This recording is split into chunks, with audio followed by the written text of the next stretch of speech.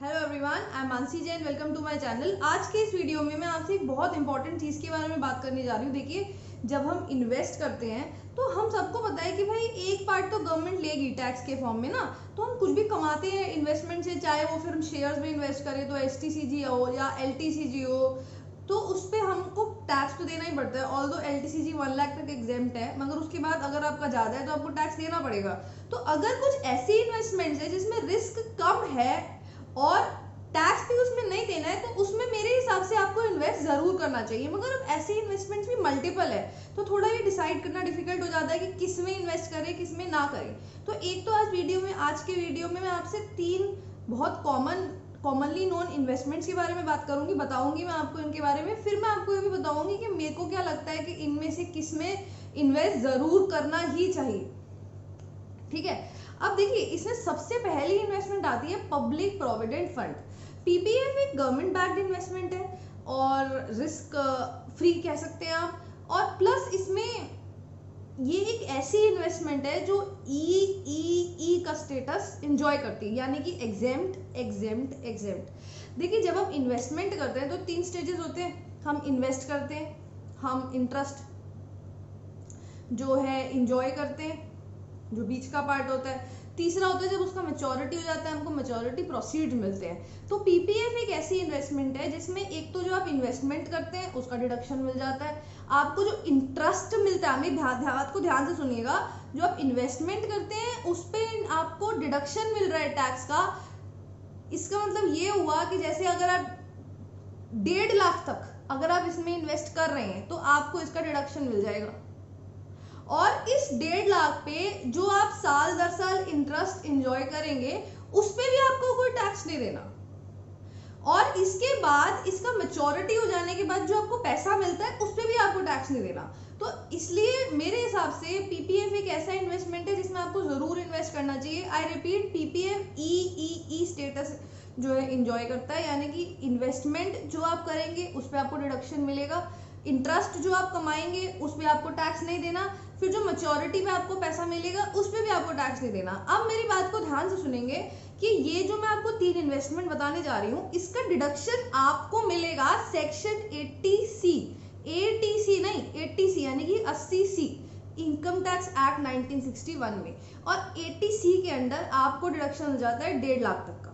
तो आप चाहे तो एक ही जगह पे 1.5 लाख पे लगा 1.5 लाख लगा दे, चाहे तो कंबाइन कॉम्बिनेशन बना ले। अब सेकंड इन्वेस्टमेंट आता है आपका एनएससी।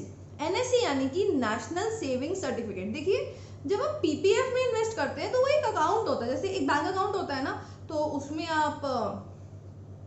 आपने आज 50,000 जमा कराए, फिर आपने अगले साल 10,000 जमा करा दिए, फिर 60,000 जमा करा दिए, अब उसमें ऐड करते रहते हैं। इसी तरीके से पीपीएफ का भी ना एक अकाउंट होता है। तो पीपीएफ के अकाउंट में आप पैसे ऐड करते हैं, यानी कि आपको एक बार अकाउंट खुलवाना है, बार बार अकाउंट नहीं खुलवाना है। अम्मी बात को समझ रहे हैं? आपको एक बार अकाउंट खुलवाना है, बार बार अकाउंट नहीं खुलवाना है, उसी में आप ऐड करते रहेंगे। जैसे आपकी बैंक की स्टेटमेंट निकलती है उसी तरीके से आपकी पीपीएफ की भी स्टेटमेंट निकलती है बैंक से। उसमें आपका एक तो इंटरेस्ट आ जाता है, दूसरा उसमें आपकी इन्वेस्टमेंट आ जाती है। तो वो इंटरेस्ट आपको मिलता नहीं है हर साल, मगर आपको दिखाना पड़ता है अक्रूड। अक्रूड का मतलब ये है कि आप दिखाएंगे कि आप इसकी एग्जेम्पशन एंजॉय कर रहे हैं। इनकम टैक्स रिटर्न में पीपीएफ का इंटरेस्ट के लिए एक अलग कॉलम है, यानी कि एग्जेम्प्ट इनकम एक अलग स्केड्यूल है, उसमें इंटरेस्ट आपको पीपीएफ का डालना है, दिखाना है हर साल कि भाई मैं ये इंटरेस्ट एंजॉय कर रहा हूँ, ये एग्जेम्प्ट है मेरे लिए। ठीक है, ये बात आई होप आपको समझ आ गई होगी। पीपीएफ में एक नया अकाउंट नहीं खुलवाना, उसी में आप ऐड करते जाएंगे। मगर एनएससी में ऐसा नहीं होता है। एनएससी में ऐसा नहीं होता है। एनएससी यानी कि national saving certificate. National saving certificate आप जाके बाय करते हैं पोस्ट ऑफिस से। इसमें क्या होता है, जैसे आपने इन्वेस्ट किया, एक तो आप इसमें ऐड नहीं कर सकते। आपने आज जैसे फाइनेंशियल ईयर 2021 के लिए 1.5 लाख के एनएससी खरीद लिए, तो इसमें आप ऐड नहीं कर सकते। इन सर्टिफिकेट्स में आप फिर से 1.5 लाख नहीं जमा करा सकते। पीपीएफ का जो लॉक इन पीरियड है वो कितना है, 15 साल, और इसका एनएससी का लॉक इन पीरियड है 5 साल। अब ये जो 1.5 लाख आपने एनएससी में डलवाए हैं, ये 5 साल के लिए लॉक इन हो गए। अब आप अगले साल जैसे फाइनेंशियल ईयर 2021 में आपने 1.5 लाख के सपोज करो एनएससी खरीद लिए, तो अगले साल अगर आपको फिर एनएससी में इन्वेस्टमेंट करना है तो आपको फिर एनएससी परचेज करने हैं। आप प्रेजेंट एनएससी में ऐड नहीं कर सकते जैसे पीपीएफ में करते हैं, ठीक है। ये एक मेजर डिफरेंस है। अब एनएससी में अगर हम टैक्स की बात करें तो एनएससी में भी आपको इंटरेस्ट मिलता है। आप जो इन्वेस्टमेंट कर रहे हैं एज यूजुअल 80सी में 1.5 लाख तक का डिडक्शन तो मिलेगा। अब मेरी बात को ध्यान से सुनिएगा, इसका जो इंटरेस्ट है, जैसे पीपीएफ में तो इंटरेस्ट एग्जेम्प्ट है, आपको टैक्स देना ही नहीं है, मगर इंटरेस्ट ऑन एनएससी पे आपको, ये कॉम्प्लिकेटेड चीजें थोड़ी समझिए क्योंकि इसमें बहुत लोगों को कंफ्यूजन होता है। इंटरेस्ट ऑन एनएससी टैक्सेबल है, आप इस बात को समझिए कि इंटरेस्ट ऑन एनएससी एग्जेम्प्ट नहीं है, ये टैक्सेबल है, मगर ये हर साल री इन्वेस्ट हो जाता है। अब टैक्सेबल है, पहले तो अब अपनी इनकम में इसको दिखाएंगे कि टैक्सेबल है, इस पे आपको टैक्स देना है, इनकम फ्रॉम अदर सोर्सेज में ये आ जाता है। उसके बाद जैसे मैं एक एग्जांपल लेती हूँ, फाइनेंशियल ईयर 2021 में पिछले एनएससी का इंटरेस्ट मिला और फाइनेंशियल ईयर 2021 में आपने और एनएससी खरीद लिए, तो जो पिछले एनएससी का इंटरेस्ट मिला प्लस जो आपने नए एनएससी खरीदे, इसका डिडक्शन आपको मिलेगा 80C में। ऐसा क्यों है? हम मानते हैं कि जब तक एक एनएससी का मैच्योरिटी नहीं आया है, फॉर एग्जाम्पल 2 साल हो गए एनएससी परचेज किए हुए, तो उसके भी मैच्योरिटी पीरियड बाकी है ना, तो हम मानेंगे जो इंटरेस्ट आपको उस एनएससी पे मिल रहा है वो री इन्वेस्ट हो रहा है। तो क्योंकि वो री इन्वेस्ट यानी कि फिर से इन्वेस्ट हो रहा है, तो उसका डिडक्शन मिल जाएगा आपको। तो इसलिए इस तरीके से इंटरेस्ट ऑन एनएससी पे आपको टैक्स नहीं देना। क्यों? क्योंकि आपने ऐड किया फिर नीचे माइनस कर दिया, एक ही बात हो गई, बात बराबर हो गई। अब मेरी बात को ध्यान से सुनिए, जब एनएससी का मैच्योरिटी पीरियड आ जाता है, जो लास्ट ईयर का इंटरेस्ट होता है ना, जो लास्ट ईयर का इंटरेस्ट होता है वो टैक्सेबल होता है, क्योंकि वो फिर से रीइन्वेस्ट नहीं होता, तो वो टैक्सेबल होता है। बस ये आपको ध्यान रखना है। तो ये थी देखिए एनएससी और पीपीएफ की कहानी। मेरे हिसाब से पीपीएफ ज्यादा कंफर्टेबल भी है, क्योंकि वो बेसिकली बैंक में अकाउंट खुल जाता है, उसमें आपको कुछ उसके बाद ऐड करते समय कुछ करना नहीं है, बस जाना है, आपको पैसे जमा कराने हैं, बैंक से पीपीएफ में जब में ट्रांसफर हो जाएंगे, खत्म बात। बहुत ईजी है पीपीएफ तो। और प्लस अगर मेरे से कोई पूछे हुए पीपीएफ और एनएससी में से किस में आप इन्वेस्ट करें, तो मुझे लगता है पीपीएफ में ही करना चाहिए।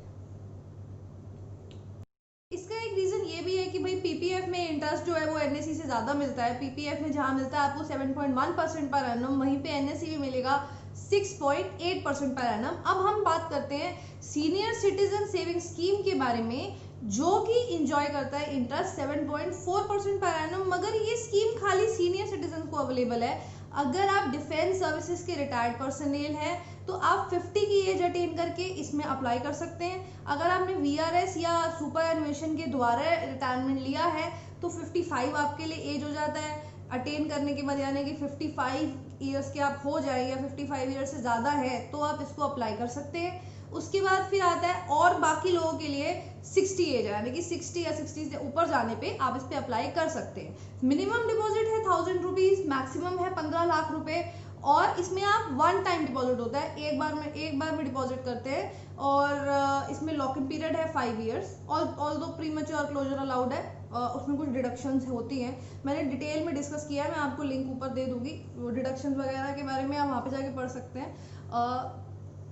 वापस जाते हैं। हाँ, आप मैच्योरिटी पीरियड 5 साल है, मगर आप इसका एक्सटेंशन एक बार ले सकते हैं 3 साल के लिए, ठीक है। उसके बाद फिर आता है, हाँ अब हम बात करते हैं इसके टैक्स बेनिफिट्स के बारे में। तो पीपीएफ और एनएससी की तरह इसमें भी आपको 1.5 लाख का डिडक्शन, 1.5 लाख तक का डिडक्शन 80C में मिल सकता है। अब एक बात को ध्यान से सुनिएगा कि इसमें जो इंटरेस्ट है वो टैक्सेबल, जो भी इंटरेस्ट आपको इसमें मिलेगा वो टैक्सेबल होगा। और अगर आपका इंटरेस्ट 50,000 से ज्यादा है तो फिलहाल उस पर 50,000 से ज्यादा होने पे टीडीएस भी कटेगा, ठीक है।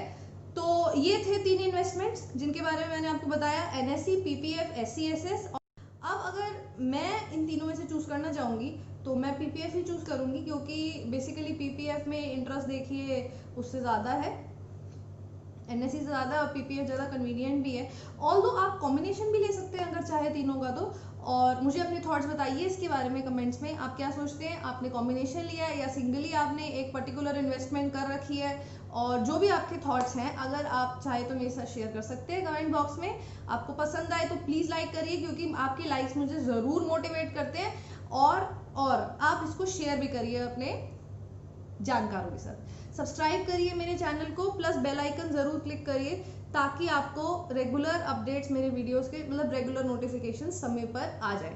Thank you very much for watching my videos and good bye.